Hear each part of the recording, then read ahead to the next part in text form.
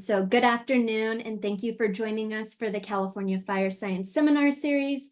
My name is Autumn Schaefer. I'm one of the statewide coordinators of the California Fire Science Consortium, and I'll be your host for today. The California Fire Science Seminar Series is organized and supported by the Berkeley Fire Research Group, the College of Engineering, the University of California, Berkeley, the University of California, Merced, and the California Fire Science Consortium. Before I introduce today's speaker, I'll go over a few housekeeping items. This webinar is being recorded and will be posted on the California Fire Science Consortium website and YouTube channel. All registered participants will be emailed a link to this recording once it's available, which is generally within a week. This email will also include a brief evaluation survey. We hope you'll complete it as it helps guide the development of these webinars into the future. So now, without further ado, let me introduce our guest speaker, Linya Quinn Davidson. Linya Quinn Davidson is the Fire Network Director for the University of California's Agriculture and Natural Resources, and she is also a PI for the CFSC's Northern California subregion. Linya's focus is on the human connection with fire and increasing resiliency of California's landscapes and communities. Linya works at various scales, including locally with private landowners and community members, at the state level, where she leads UCANR's Fire Network and collaborates on policy, research, and community-based burning, and nationally/internationally through her leadership on the Women in Fire Training Exchanges, also known as WTREX. Linya is passionate about using fire to inspire and empower people, from ranchers and scientists to agency leaders and young women and everyone in between. Today, Linya will give a presentation called California's Prescribed Fire Revolution, Changing Hearts, Minds, and Landscapes, where she will share insights on California's prescribed fire evolution/revolution and reflect on where it might go from here. Following the presentation, there will be a Q&A session. Please feel free to add any questions you have to the Q&A chat throughout the presentation. Now, please join me in welcoming Linya for today's presentation. Great. Well, thanks so much, Autumn and Katanya and everyone else. And thanks to all of you for being here. I was just looking through the list of participants, and it's so fun to see so many familiar names and some surprising ones too. Good to see some old friends. So my name's Linya, and I am the director of the University of California Ag and Natural Resources Fire Network. So I lead our statewide fire extension program. But I am going to talk about prescribed fire today. I think many of you know that prescribed fire is kind of my main passion and has been the focus of my career for more than 15 years.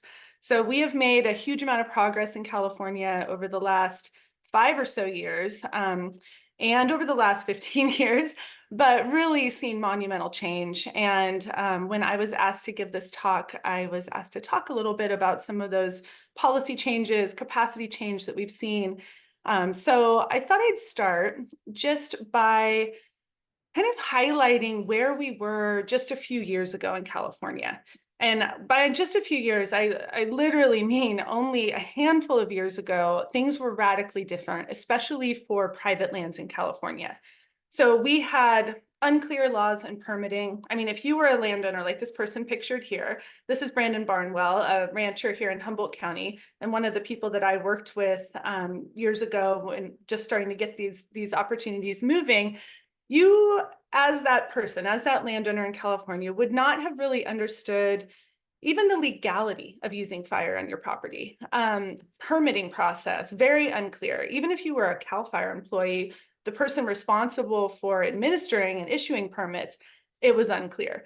There were less than 5 private burn bosses statewide who were available to help plan and implement burns. There were almost no training opportunities for non-agency practitioners. We had TREX, we had brought TREX to California in 2013, but aside from those TREX events, there was basically no opportunity for non-agency folks to get any kind of skill building in prescribed fire. There were also paralyzing liability concerns, and I know many of you are familiar with that. I see some of my friends from Colorado on that participant list and other places throughout the country where liability is just such a concern and such a black box that people don't totally understand. and really little to no insurance options. And those insurance options that were available were prohibitively expensive, sometimes being quoted at $14,000 a day just for 1 day of burning. So we had a huge amount of issues for private burning, for burning on lands outside of the federal and state agency domain. And we started just kind of chipping things off the list here.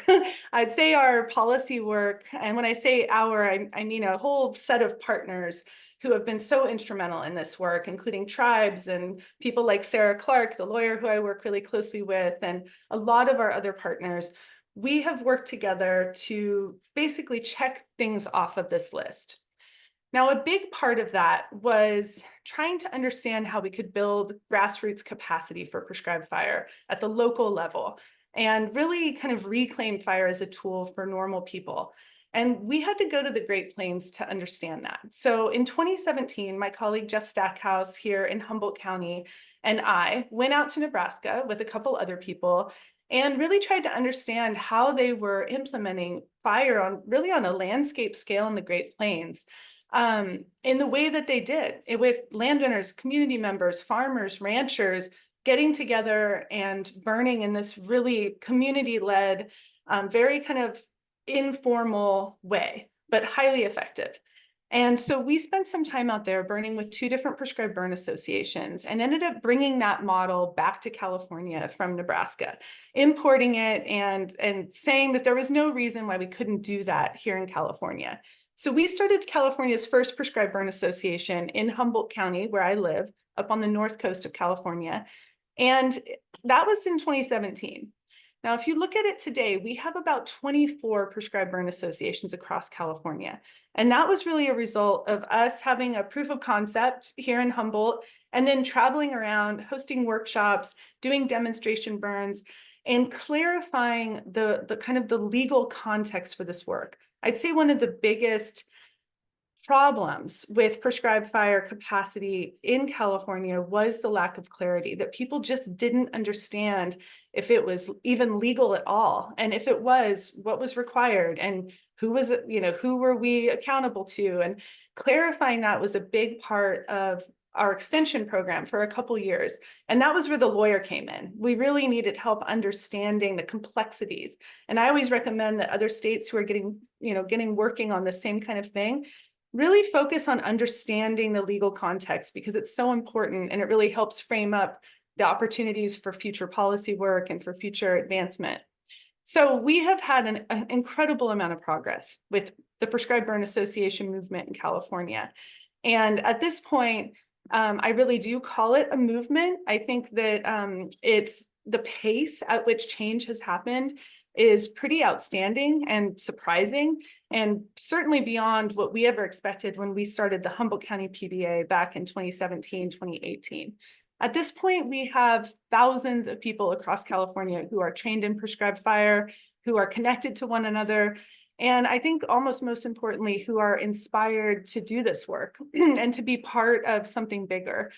And there's just so much momentum and interest. I mean, even today, I get more interest from people wanting to start new prescribed burn associations in parts that aren't covered by that map, and people from other states. So I know that in Oregon and Washington, this is becoming more of a concept, and there are new PBAs sprouting up. So this has been really one of the foundational pieces of increasing the use of prescribed fire and checking those things off that list that I shared at the beginning. Another big piece was the development of the California State Certified Burn Boss program. And this was mandated by legislation in 2018. But we didn't end up being able to roll out the program until 2021 because the curriculum development process took so long and the state approval process. And this is a program that is administered by CAL FIRE and state fire training, but that is really pretty grassroots in itself. At this point, we have hosted 5 courses for the State Certified Burn Boss program. We have 30 people who have actually been certified as burn bosses, and about 100 more who have taken the class or are in the final stages of certification. We have another class coming up in June. And so that's moving forward pretty nicely, and I'm really happy with that program. I think it opens up a lot of opportunity. Now in 2021, we had a big year because we were able to pass Senate Bill 332, which changed the negligence standard in California to a gross negligence standard with regard to fire suppression costs. And this was a huge deal. I mean, there are other states and other parts of the country that have gross negligence standards. We know that that is linked to increased use of prescribed fire because people have that protection and that comfort. So this was something we didn't really think we'd ever see in California, but we were so happy that to be able to push that forward and to really do that through an alliance of unusual partners, the tribes, the California Cattlemen's Association, some environmental organizations. We really had a pretty unique set of partners working on that bill. One of the other major things that that bill did was define cultural burning and cultural practitioner and provide those same protections under state law. So the same protections that someone would have as a qualified burn boss were also granted to cultural practitioners through Senate Bill 332. And that was a really important step and something that we can't kind of underestimate or lose sight of. The other big thing that happened in 2022 is that we were able to pass Senate Bill 926.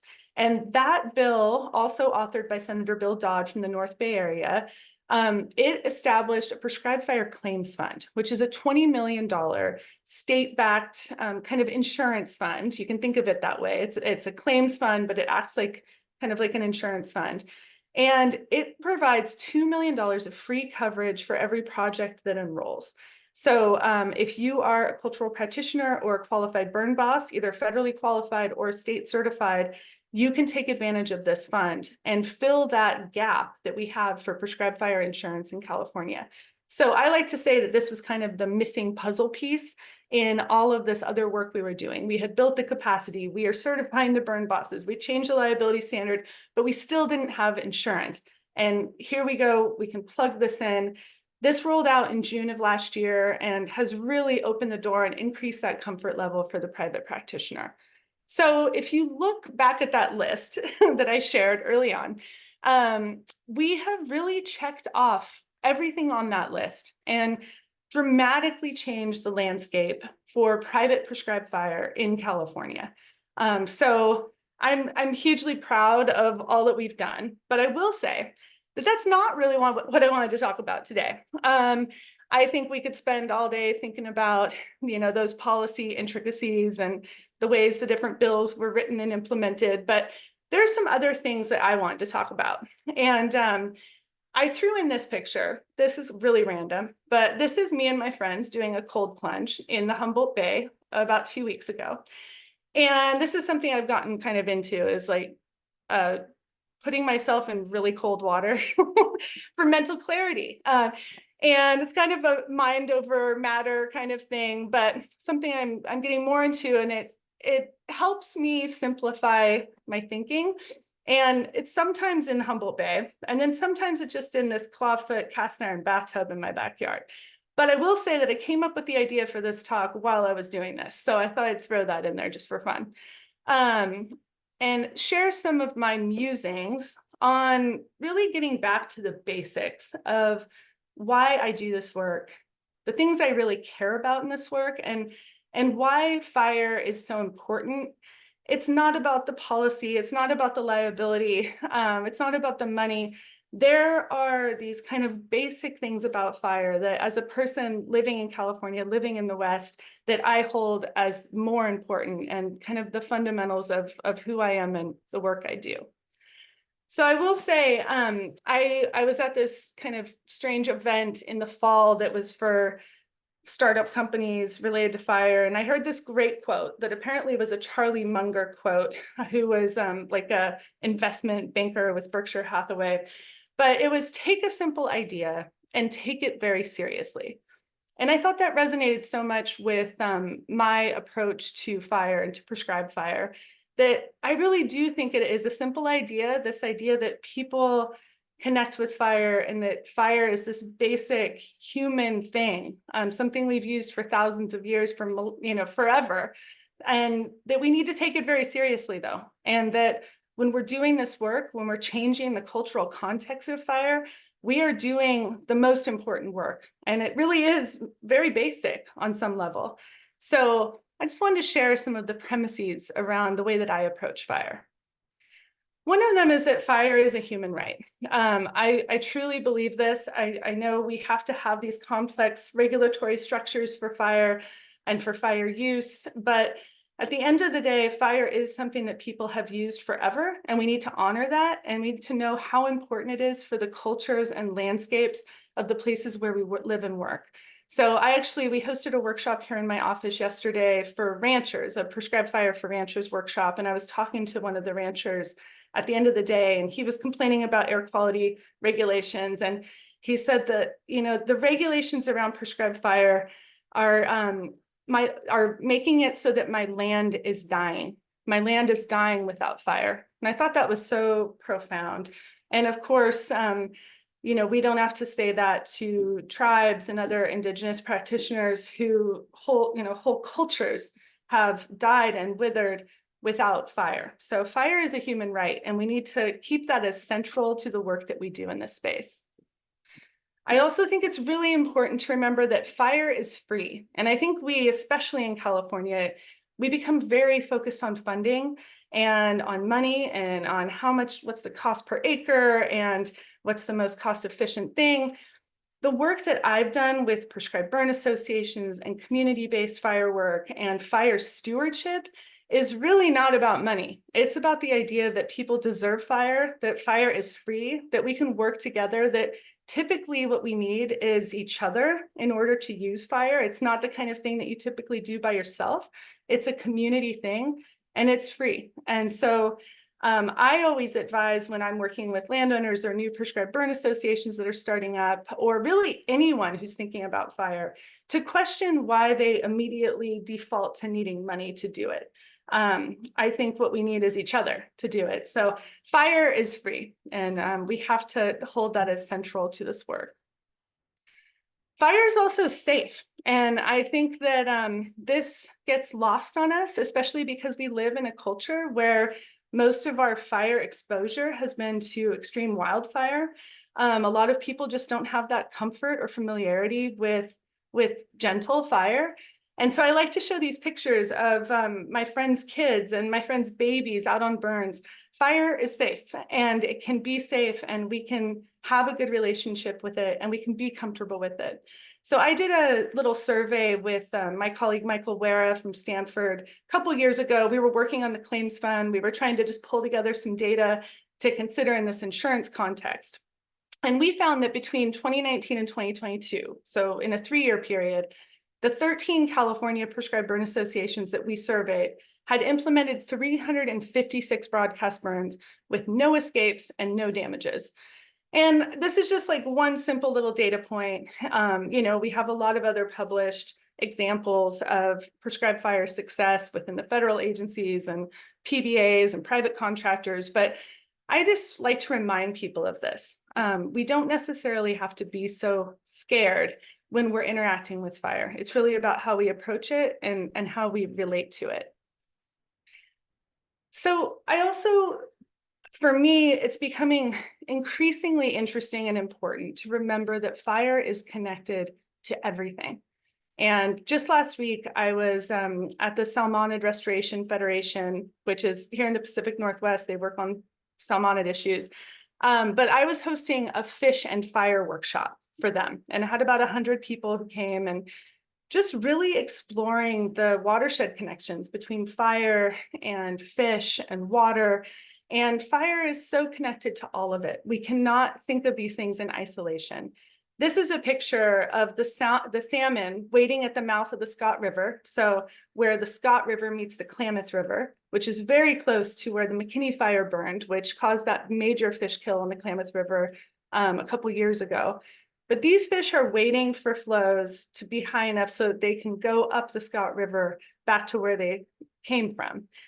And fire plays into this. There are such incredible connections between frequent fire regimes and stream flow and water availability. And we are so departed in so many ways from the kind of connections and these really intricate connections. So I think it's important for us to think about that and to explore that and to build those cross-disciplinary connections that are needed.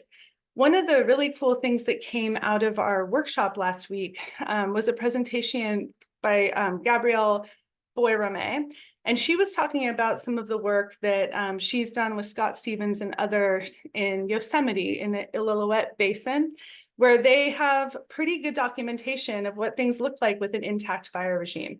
And I loved her discussion of snowpack, because even snowpack interacts in really interesting ways with fire.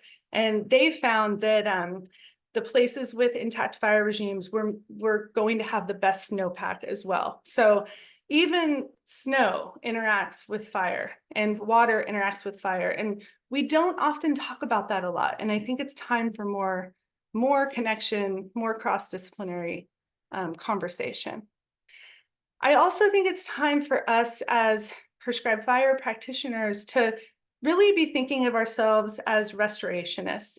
And last week, I also spent a day in the field with Brian Peterson from the Good Fire Alliance and Audubon Canyon Ranch, and Autumn and Catania from the Fire Science Consortium.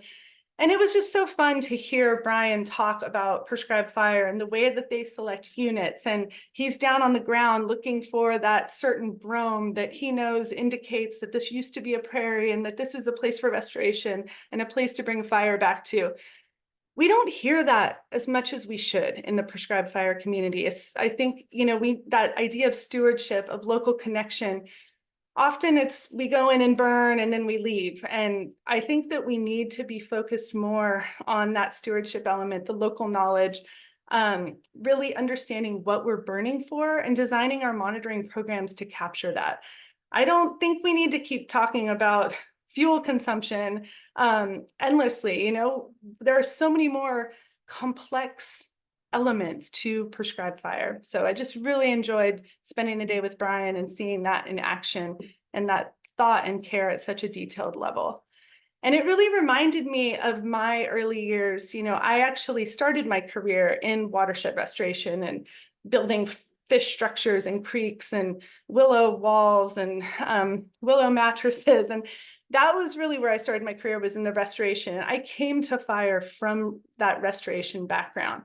And it occurred to me as I was standing there looking at this workshop that I hosted last week with all of these restorationists, really people who identify as restorationists, people who work on salmon issues, on high mountain meadows, they're on beavers, they're a watershed restoration community.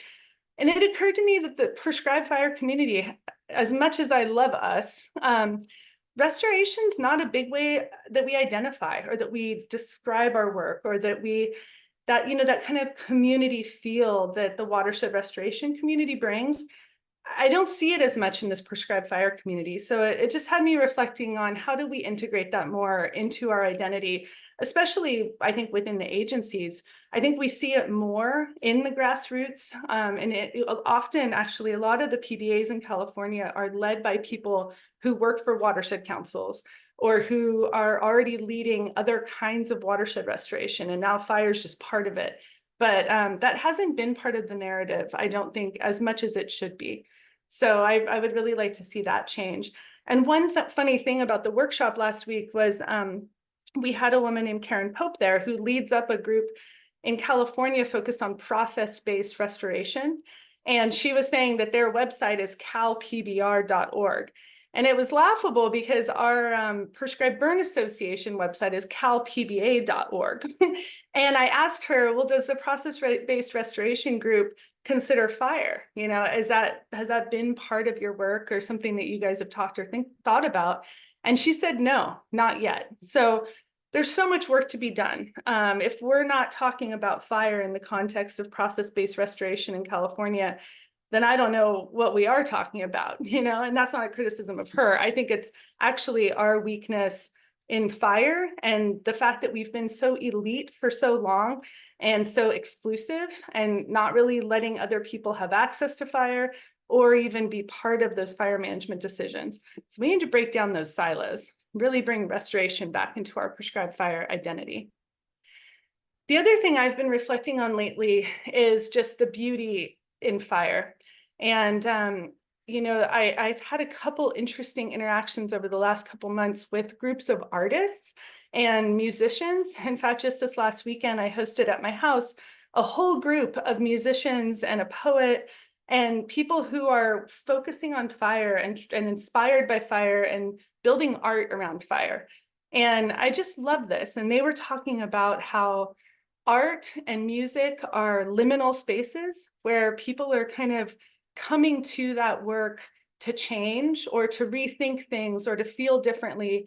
I was looking up the word liminal, and it comes from the word threshold. So being kind of on the threshold of something new. And that they like to do, they're musicians and artists because they like to create that liminal space for people. And I was thinking how true that is for fire. That's what we do with fire. When we bring people out onto a prescribed burn or, have that interaction with fire for the first time, you see that change. So fire is beautiful. Fire is a liminal space, just like art and music. And I love that people are starting to bring these things together. Fire is also joyous. And this is something that is increasingly important to me in the work that I do. I think that in fire, we are so burnt out. I've been noticing that anytime you talk to one of our fire colleagues, say, how have you been, how are you doing? How's it been going? What do they always say? Really busy, really busy. And on some level, it's why are we so burnt out? Why are we so taxed? There's so much work to be done. There aren't enough of us. We're all just completely, at our max. But the thing that's different for me, I think, is that I enjoy every second of the work I do. I truly do. I don't know what it is, but I just get so much joy out of the work that I do. And I think in part it's because I work with so many amazing people and I have all of these incredible projects, and it's all centered on fire. And fire is so joyous. So I'm really trying to center in my programs joy and pleasure and fun. And I think that keeps people engaged. It keeps people passionate. It makes them feel like they're part of something meaningful, that they have significance. And I think that needs to be a really explicit part of the work that we do. Yes, I may be busy, but I'm busy doing things that I love and care about, and I'm privileged to have that opportunity. So how can we keep bringing the joy into our work? Now, another thing that I've been thinking about a lot is this idea that fire is cultural, and the way that fire is expressed on our landscapes is a representation of our own cultural relationship with fire. So of course, we can think about cultural burning and cultural practitioners, and that's kind of one depiction of fire cultures. But I think that the fires that we're growing more used to in the Western US is also a reflection of our fire culture and the fire suppression era that has really created unforeseen challenges and incredibly negative impacts. So I don't know about all of you, but I was really excited when this paper came out early last week by folks in Montana that really was able to describe what I think a lot of us know and feel, but that I personally hadn't seen articulated so clearly as in this paper. So I highly recommend you check this one out. But it shows that, and I'll just read it from the abstract, by removing less extreme wildfires, our suppression approach has ensured that the remaining wildfires that burn under the most extreme conditions. So this is beyond fuel accumulation. This is beyond climate change. We are selecting for the worst fires. And that is a clear representation of our cultural connection with fire. It is coming to bite us, right? We are choosing outcomes like the Dixie Fire. We are choosing the most severe, worst outcomes for our landscapes, for our communities. And we're not just victims in this. This is a societal choice that we keep making, even though we know that it's not a good one. So I really feel like that paper was great for articulating that, for kind of showing us how clear that pattern is, and that we're bought into something that's really feeding a beast. But we can make other choices.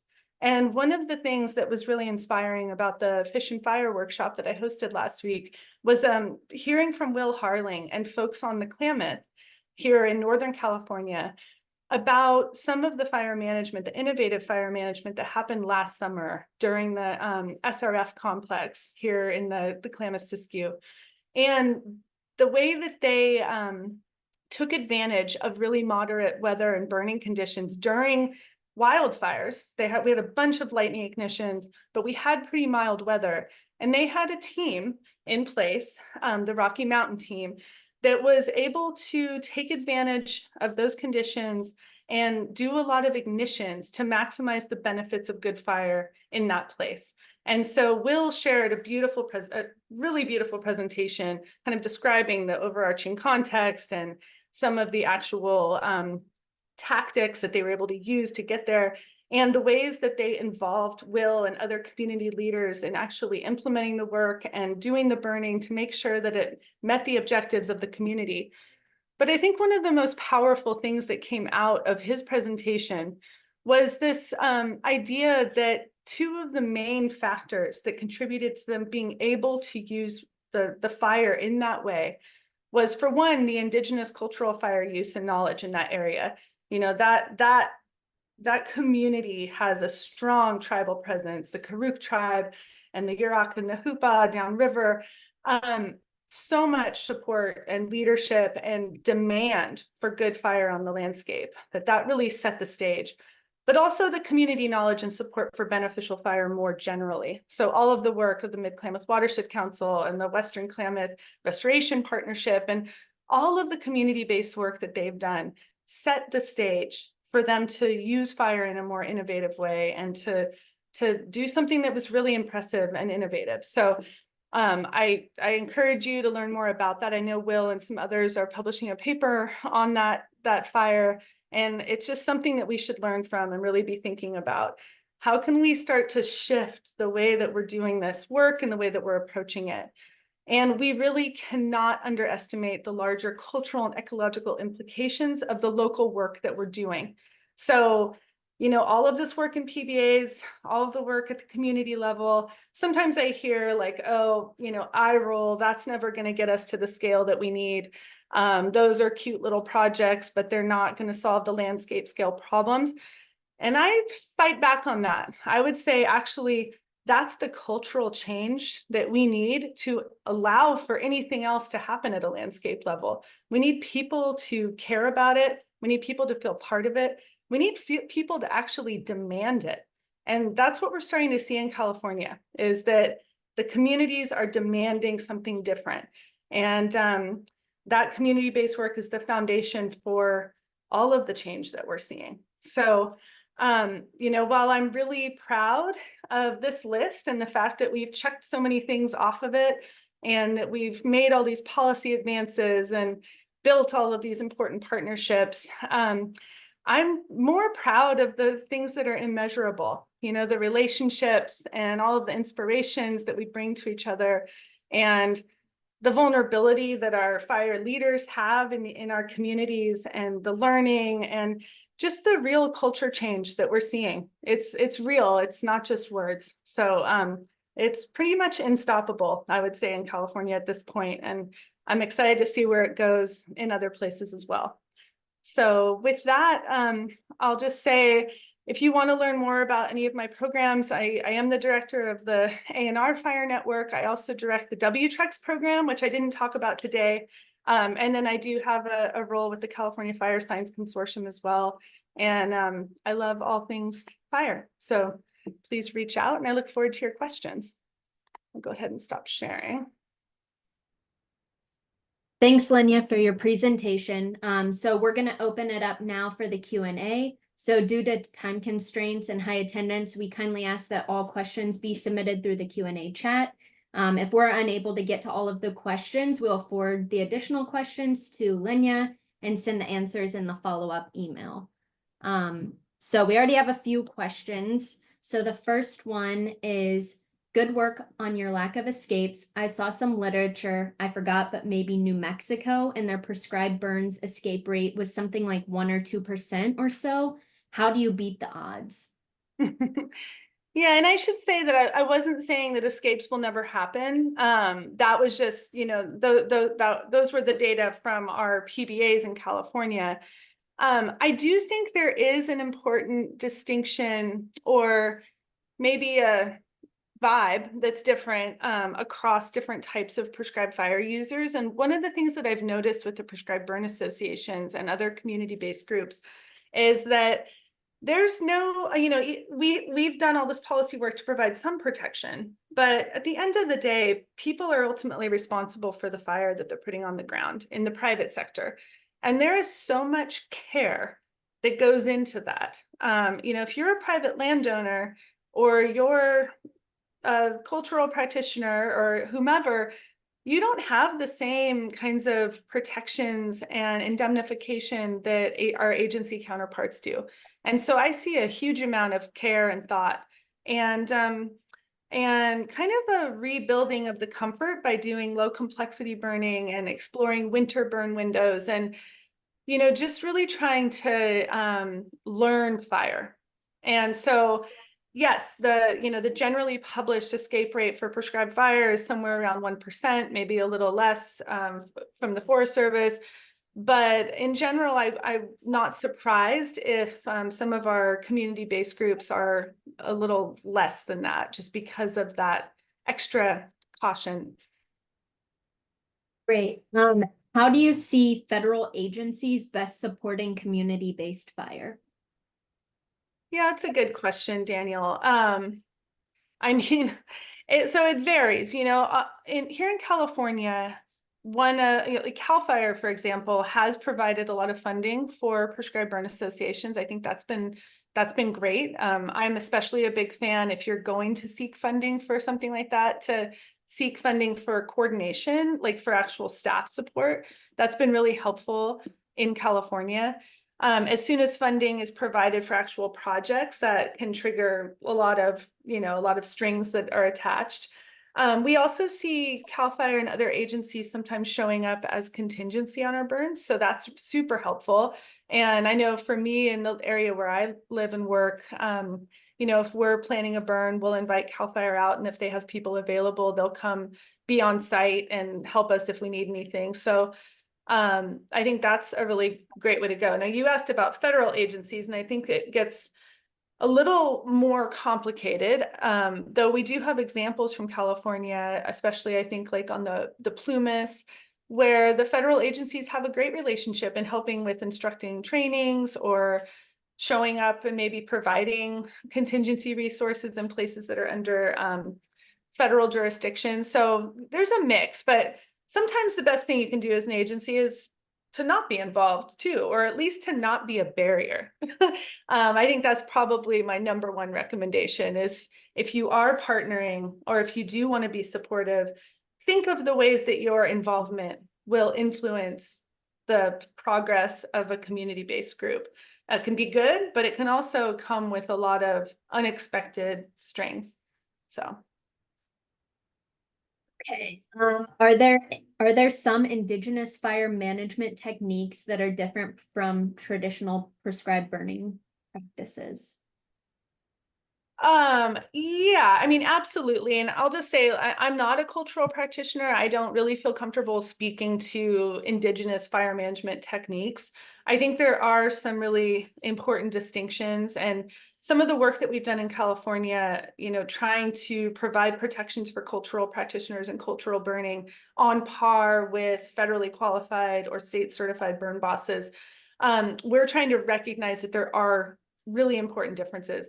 One of which, for example, would be that cultural burning doesn't necessarily involve a prescription or a burn plan. And so we don't want to do policy work that then requires cultural practitioners to develop a written prescription or a written burn plan in order to take advantages of those protections. So we've been very careful about that. And those kinds of like big umbrella distinctions are important to understand and know about if you're going to have any kind of influence on policy work or anything like that. I think when it comes down to actual burning practices and techniques, it would be important to get to know the tribes in your area and learn from them. It's really not my place to speak to those things. Do you have any suggestions for the local fire protection districts that are still implementing ordinances prohibiting open flame, let alone RX? I guess my suggestion would be for, those districts, if that's happening, to reach out to other places where successful programs are in place and kind of understand how that works and what are the agreements that are in place, or what's made them more comfortable, or what kind of public support do they need to change some of those ordinances.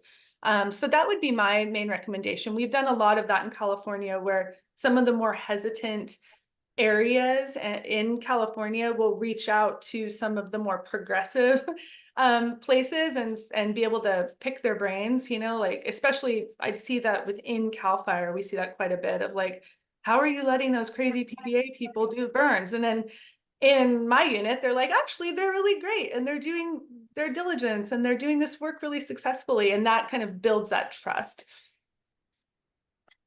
Someone else said, thanks, Lenya. Where do you think research could help the most, or where are the biggest research gaps in regards to prescribed fire? Yeah, that's a good question. I'm so much of a doer. I'm like the research parts. I'm always like, yeah, do we do we need more research on this? Brian and I last week, Brian Peterson and I were talking about this a little bit because we were visiting a redwood grove that they had burned, and he was talking about some of the monitoring and research that's going on there. And we were talking about how some of the most interesting questions, I think, around beneficial fire more generally, are really the social questions.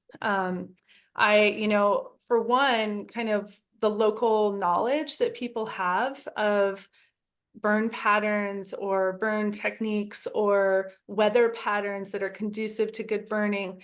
Those are really interesting questions. And every time one of those experienced people dies, we lose that information. I mean, I think there's just so much wisdom that's being lost over time because we're focused over here and we're not asking the people who actually have the knowledge. So I think that's interesting. And then I really do think, outside of prescribed fire, I just think, how are we going to ask these bigger questions about using fire? And prescribed fire can almost become a distraction from the larger landscape scale questions, like that Six Rivers example I shared. I mean, in some way that was kind of like prescribed fire, but during a wildfire event. How can we do more of that? Where are the opportunities for that? That's what I'm curious about. And I think that we need to be asking those social questions. Can you talk about the amazing work you've done with the W-Trexes and the role these events serve in future fire management efforts? Yeah, thanks, Leslie. So I didn't get a chance to talk about W-Trex today, but it is an incredible program. It's a program that's focused on providing fire training and mentorship and support for underrepresented people in fire and for everyone in fire. They're fully inclusive, but with a real focus on women in fire. And that program is seeing a lot of growth. We have so much demand for our events that we can't fill. So we're just about to host an event in Nebraska at the end of April for a couple weeks. And I'm working with other teams around the world, planning events all over the place. So you'll be seeing some more events popping up in the next year or so in some really amazing locations. And just, with that program, I would say that our main brand is really that we change people's lives because we provide such support and connection and opportunity that they have never had access to before. So if you're interested in that, feel free to email me and I can put you on my mailing list.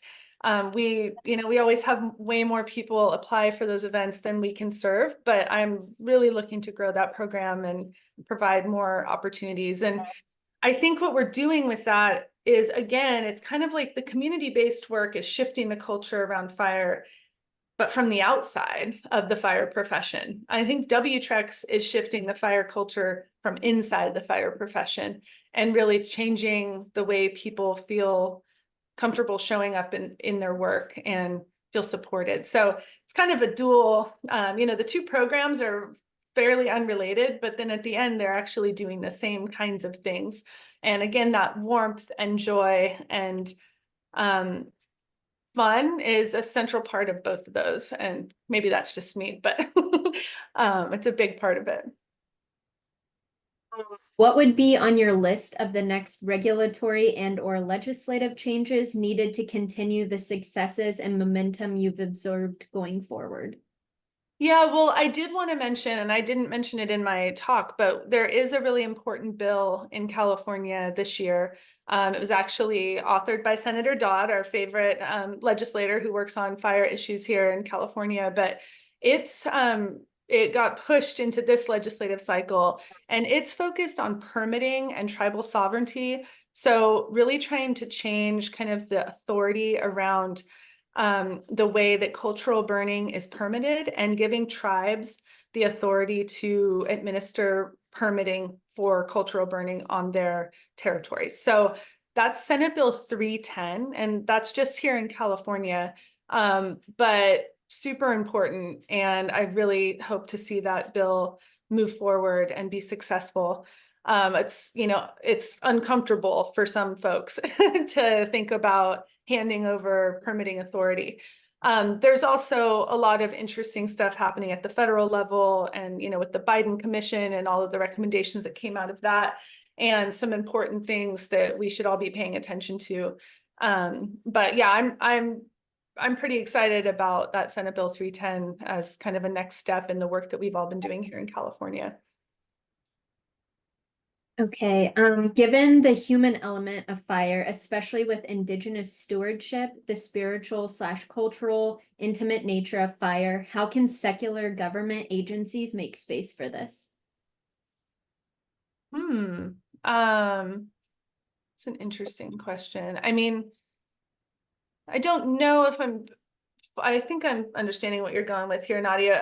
I mean, again, I think staying out of the way sometimes and letting people build that comfort and relationship with fire is a really important thing. I mean, I think sometimes we tend to be very overbearing with fire and overregulate to the point where people can't even try to learn it.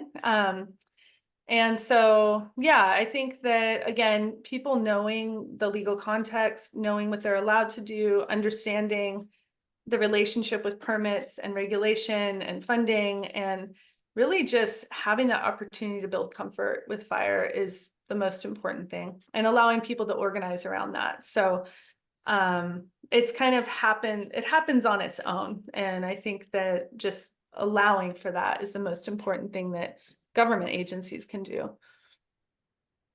Okay, this next one is kind of long. Okay, I'm reading along. Let's see. So, how do we ensure that prescribed fire is treated as just one tactic among others that need to be used in a collaborative and strategic manner to address catastrophic wildfire risks, climate change, etc.? I'm concerned that we have legislation promoting certain tactics, underground electrical lines, prescribed fire, etc., without a strategic approach that binds this strategy of our utilities with community-based strategy and state strategies. What role should regulation play in balancing these tactics and addressing the liability issues you mentioned during this presentation? How do we promote collaboration around these community-based tactics with our utility tactics to address wildfire risks? Yeah, well, I mean, I'm certainly not a utility expert, but I do think it's important that we have kind of point people working on and kind of keeping an eye on all of these different pieces. Things are so complex. And I guess I would put a plug out for something like the ANR Fire Network, where we have fire advisors who are locally based throughout the state of California. Other states have this too, extension programs. We do a combination of research and education and outreach and training and policy, and really the whole point of the jobs like the one I have is to tie all these pieces together and to make sure that the right conversations are happening, and that the relationships are there, and there's trust. And so I do think the people are the most important part of all of this, and how do we invest in the people who can make the right kinds of things happen. So I know that's not like a specific answer to your question, but I do think that's the most important thing. So Nicholas says, hello, great presentation. I know you mentioned Nebraska, but I was curious of other states or even countries you feel have some great prescribed fire policies or workforce development programs. Yeah, Nebraska is just one example. The Great Plains are just a great example of this prescribed burn association movement. That we often point to the southeastern US as a place that is really impressive on implementation. And definitely on some of the policy, liability policy and kind of protection, protecting prescribed fire practitioners. I definitely have worked closely with folks in Florida and Georgia and places like that to understand how we might design some of these things. I also am developing pretty close relationships, especially through the WTREX program with other parts of the world, and spent some time in South Africa last year, have some close partners in Australia. I was just in Portugal earlier this year. And I think it's so important to go outside of the US and see how things are done in other places. Both kind of from a social engineering perspective and then also from a policy and implementation perspective. So I've learned pretty incredible things from my partners in those other places. And I'm really excited about growing the WTREX program even more internationally because I think there's just so much opportunity to learn. Australia and South Africa are pretty interesting in their workforce. And it's mostly volunteer, which is really interesting. But also in their use of prescribed fire, I mean, especially in Australia. So yeah, I think there are a lot of interesting places outside the US and outside of California that are doing great things, and we need to be humble as we approach this work. Ginger says that I'll be hopefully working with AD with the Forest Service this summer, but very interested in the community/PBA movement in addition to agency burns. So in addition to Trex, what are other good ways to develop experience in prescribed fire and working towards a CARX? Yeah, that is a great question. So CARX, if you're working toward the California State Certified Burn Boss certification, you will need experience actually leading ignitions on prescribed burns. And I don't know what level you are within like an NWCG kind of setup, but generally doing burns with agencies or even at Trex, because they adhere to NWCG, you would be unlikely to get to that point of being in like a firing brass trainee kind of role. So I highly recommend, I don't know where you're located, highly recommend figuring out how to get involved in some PBA burning. That's actually one of the like really important niches that PBAs fill in California, is providing opportunities for people to serve in different kinds of roles on burns that they would never be able to do in a Trex event or on a Forest Service burn or any other federal burn. So get involved in some PBAs and seek out those opportunities and try to build your kind of leadership and skill around firing and implementation of burns.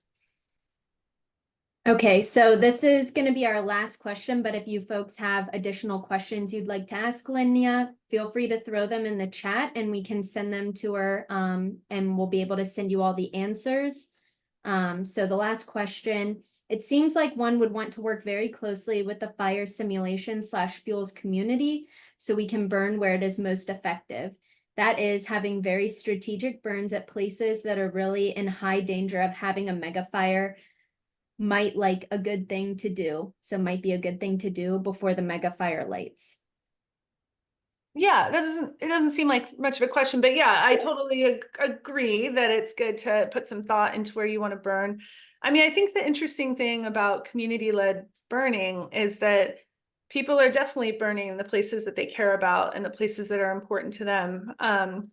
And also build that kind of demand that I talked about, like we saw in the Mid-Klamath.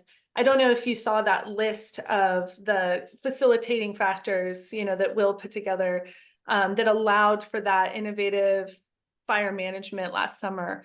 But part of it was strategic planning. And they've done a lot of work around pods and other things in that part of California that did help allow for them to take that approach when the time was right.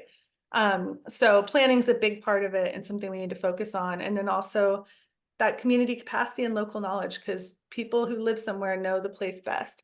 And that's, yeah, something we always need to keep in mind. Great. Thank you so much, Linya. So as we wrap up today's session, I want to thank you all for joining us. Again, a special thanks to Linya for presenting today. Remember, our next session is scheduled for April 16th at 2 p.m. Pacific time, where we'll be joined by Rebecca Ewert discussing the cost of culture in fire recovery. You can register for our upcoming webinars and see other events that we host on cafirescience.org. Before we sign off, please keep an eye out for the webinar evaluation that will be emailed out this week. Thank you again, and I look forward to seeing you all in future sessions. Have a great day. Thanks, everyone.